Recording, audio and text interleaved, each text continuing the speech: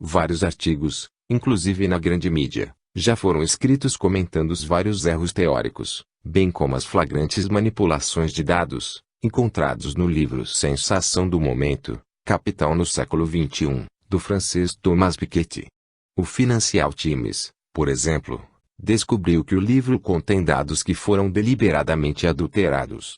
Joan Ramon Rallo decidiu testar empiricamente a tese central propagandeada pelo livro, a de que a riqueza dos bilionários aumenta quase que por inércia, a uma taxa maior que a do crescimento da economia, e também descobriu que ela não se sustenta.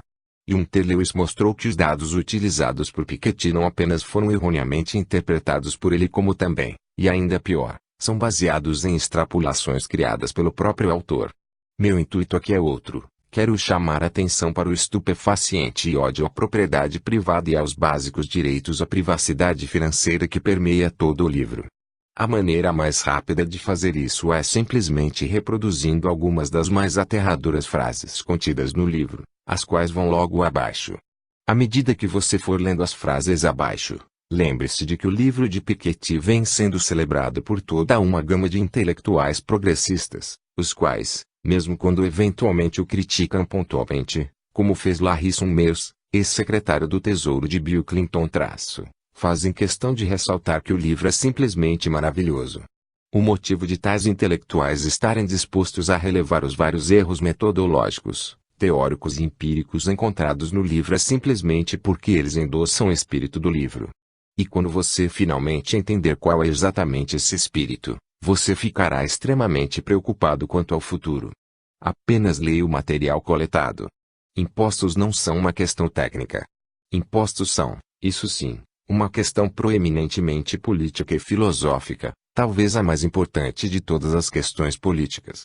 Sem impostos, a sociedade fica destituída de um destino comum, e a ação coletiva se torna impossível. Página 493. Quando um governo tributa a um determinado nível de renda ou de herança a uma alíquota de 70% ou 80%, o objetivo principal obviamente não é o de aumentar as receitas, porque essas altas alíquotas nunca geram muita receita. O objetivo é abolir tais rendas e heranças vultosas, as quais são socialmente inaceitáveis e economicamente improdutivas. Página 505. Nossas descobertas, de Piketty e de seus coautores, possuem importantes implicações para o grau desejável de progressividade tributária. Com efeito, elas indicam que impor alíquotas confiscatórias sobre as altas rendas não apenas é possível como também é a única maneira de acabar com os aumentos observados nos altos salários. De acordo com nossas estimativas, a alíquota ótima de imposto de renda para os países desenvolvidos é provavelmente uma maior que 80%. Página 512. Uma alíquota de 80% aplicada a receitas maiores que os $500.000 ou os $1 milhão por ano não traria ao governo muito em termos de receita, pois ela rapidamente alcançaria seu objetivo, reduzir drasticamente as remunerações, mas sem reduzir a produtividade da economia, de modo que os salários subiriam a níveis menores. Página 513. O propósito primário dos impostos sobre ganhos de capital não é o de financiar programas sociais, mas sim o de regular o capitalismo. A meta é, em primeiro lugar, acabar com o contínuo aumento na desigualdade de renda, e, em segundo lugar, impor uma regulação efetiva sobre os sistemas bancário e financeiro para evitar crises. Página 518, a transparência financeira associada ao imposto global proposto por Piketty, iria gerar preciosas informações sobre a distribuição de riqueza. Os governos nacionais, as organizações internacionais, e os institutos de estatística ao redor do mundo iriam pelo menos ser capazes de produzir dados confiáveis sobre a evolução da riqueza global. Os cidadãos teriam acesso a dados públicos sobre fortunas, cujas informações seriam fornecidas por lei.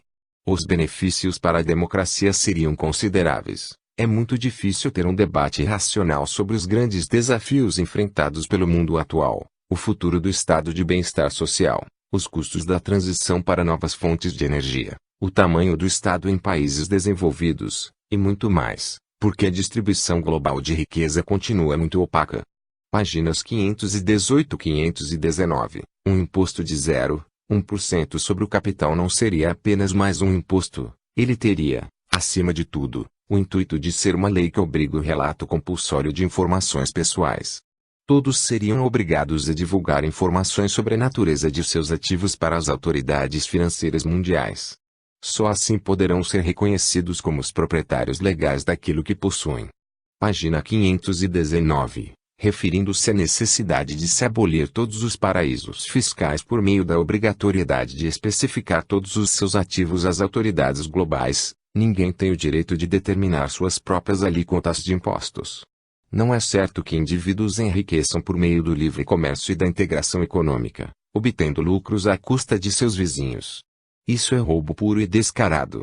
Página 522. Se, amanhã, alguém descobrir em seu quintal um tesouro maior do que toda a riqueza existente em seu país, seria correto aprovar uma emenda constitucional para que esta riqueza seja redistribuída de uma maneira mais sensata. É o que devemos desejar.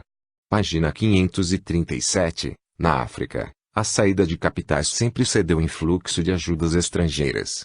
Não há dúvidas de que foi algo bom vários países ricos terem impetrado medidas judiciais contra líderes africanos que saíram de seus respectivos países com grandes fortunas. Porém, seria algo ainda mais proveitoso criar uma instituição de âmbito global voltada para a cooperação tributária e para o compartilhamento de dados com o objetivo de permitir que os países da África e de outros continentes descubram essas pilhagens de maneira mais sistemática e moderna, especialmente quando se leva em conta que empresas internacionais e acionistas de todas as nacionalidades são, no mínimo, tão culpados quanto as inescrupulosas elites africanas. De novo, a transparência financeira e um imposto global e progressivo sobre o capital são a solução correta. Página 539. Do ponto de vista do interesse geral e do bem comum, é preferível tributar os ricos a tomar emprestado deles. Página 540. Essas frases revelam que Piketty na realidade não tem nenhum interesse em apenas aumentar as receitas dos governos com seus esquemas tributários. O que ele realmente quer é acabar de uma vez por todas com a formação de fortunas. Para finalizar, um alerta a todos que ainda prezam valores ultrapassados como privacidade financeira e Estado de Direito. Preocupem-se.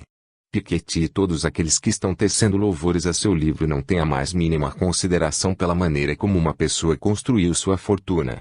Não importa se você trabalhou duro, poupou e foi um corajoso empreendedor. Tudo será confiscado. Eles, aliás, nem sequer têm planos nobres para como irão utilizar toda a propriedade que pretendem confiscar. O objetivo é apenas o de garantir que uma pessoa rica deixe de ser rica. Se você for razoavelmente rico, é melhor se tornar amigo de Piketty e sua turma, e bem rápido. Talvez assim eles permitirão que você